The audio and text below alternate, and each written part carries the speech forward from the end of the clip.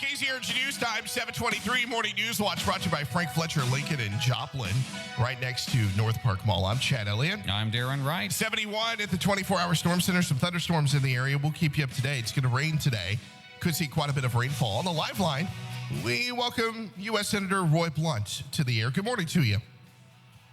Hey, guys. Good to be with you again this morning. I'm listening to the hunting and fishing license space, the way you get that over the internet, which I've done for several years now.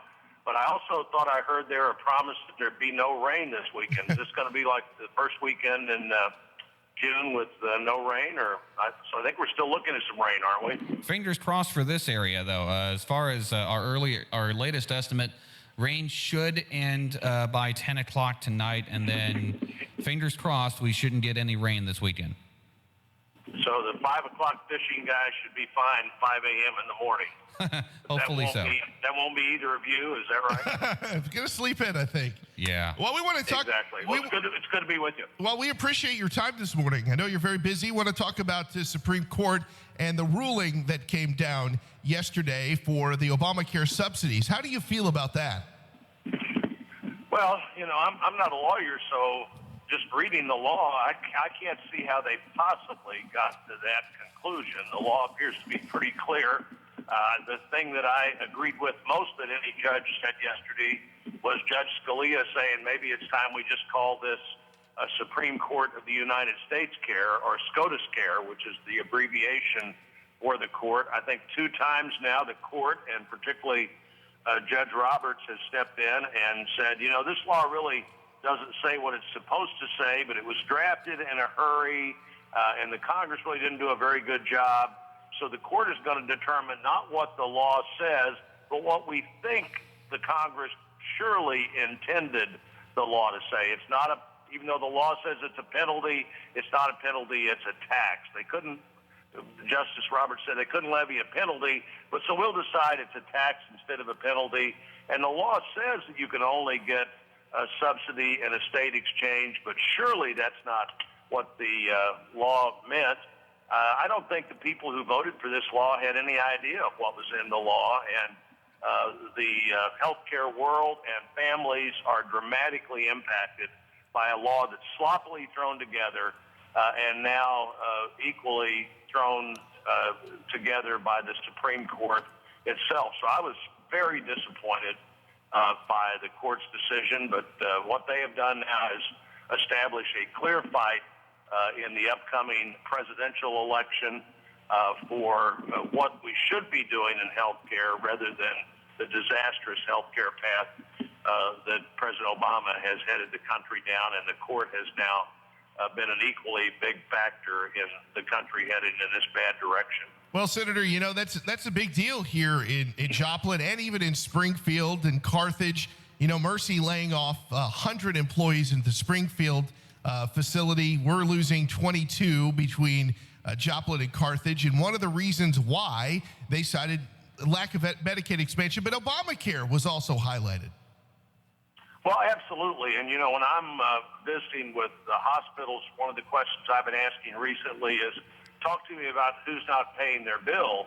And the fastest growing column in some of our hospitals in Missouri of unpaid debt are people with insurance, but with the new Obama prescribed insurance, it's people with insurance who, one, have a lot of coverage they don't need, and 2, have a deductible that they can never possibly pay. And so when you go into the hospital and you've got a $2,000 deductible or a $5,000 deductible, most families that are struggling to pay the bills anyway can't possibly pay that. And frankly, guys, they don't try to pay it because they know they're never going to get it paid. If they had a $500 deductible, there's a way to sort of put that together for most families. We'll get $150 from your mom, and we'll get this from somebody else, and we'll, for a couple of months, really scrimp and save, and we'll put together $500. But when the deductible is, say, $5,000, you don't even think about how you're going to come up with that first $500. So this is the law of unintended consequences, and for families and now for many healthcare providers, the consequences are bad. KZRG News Time 728. We're speaking with Missouri Senator Roy Blunt. So, what kind of alternatives do conservatives have if they still want to get rid of Obamacare? I mean, now that the court has ruled twice on it, what's your next avenue? Well, I hope, and I'm going to do everything I can to encourage that we use the one opportunity we've got in the first budget that the Congress has agreed to since 2009, one of the great accomplishments of a new Republican conservative conference. Let's have a budget. Let's have a blueprint. Let's balance this budget within the budget window. And that budget does those things, but it also allows us with 51 votes to put a bill on the president's desk that repeals all of Obamacare that deals with spending or taxing.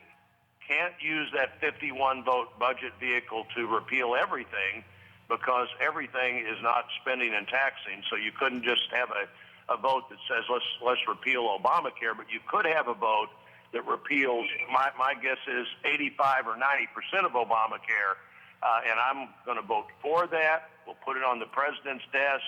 He will veto it if we are successfully able to put that bill on his desk.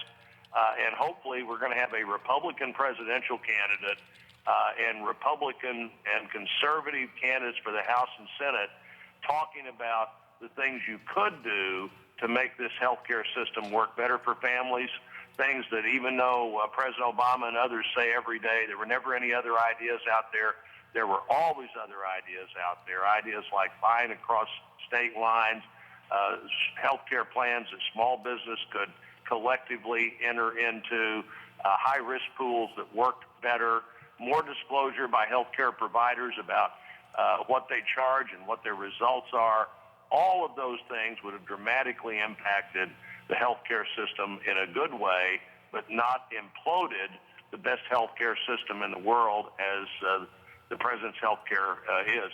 But in every state are seeing now significant increases being asked for by insurance companies in the individual policies. In our state, some of those increases are as high as 34% over last year. Wow. In South Dakota recently, 70% of all the individual policies are written by the Blue Cross Blue Shield companies in South Dakota.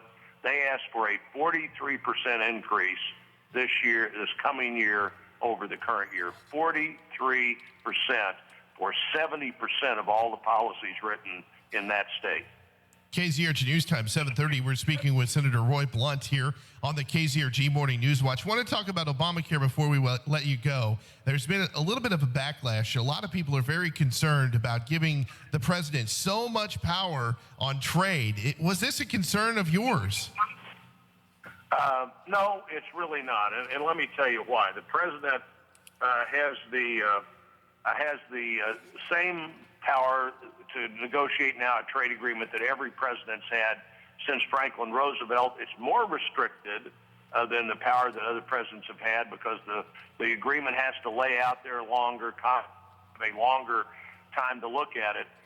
But Congress has to vote ultimately up or down, yes or no, on a trade bill. So the vote so far was just to give that authority not just to President Obama, and this may be the key for ag interest and other people who are concerned about creating new markets for our products, not just for President Obama, but for the next president. This is a 6-year authority to this president who maybe has the time to put one deal together and let the Congress look at it. Congress doesn't have to be for it, and unless it opens agricultural markets, unless it tears down barriers for our products, I won't be for it. But every president's had this authority, and apparently, since Democrats didn't even want to give it to President Obama in most cases, they clearly wouldn't want to give it to a new Republican president. And breaking down these trade barriers at a time when world food needs or demand is going to double, when if we use our energy policies right, we're in the best position we've been in years to manufacture things again, and we're in the best place in the world to distribute, not only, frankly, where we live, the best place in the world to distribute not only the United States, but with the Mississippi River and the Panama Canal all over the world, and all of our ag groups are for trade.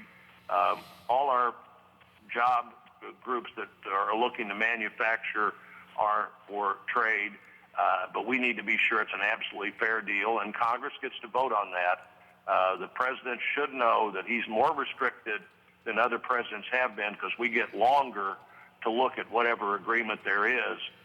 But what we also ought to know is the next president then has the ability to negotiate, in my view, and the likelihood of, certainly if it's a Republican president, better trade deals in the future than President Obama, who's never negotiated a trade deal and not particularly interested, but he may be able to have a trade deal that breaks down these barriers in the Trans-Pacific. And there's no Missouri ag interest.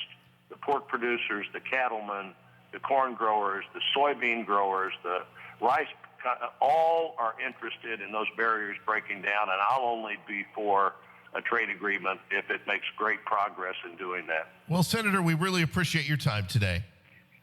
Hey, good to talk to both of you, and look forward to seeing you soon.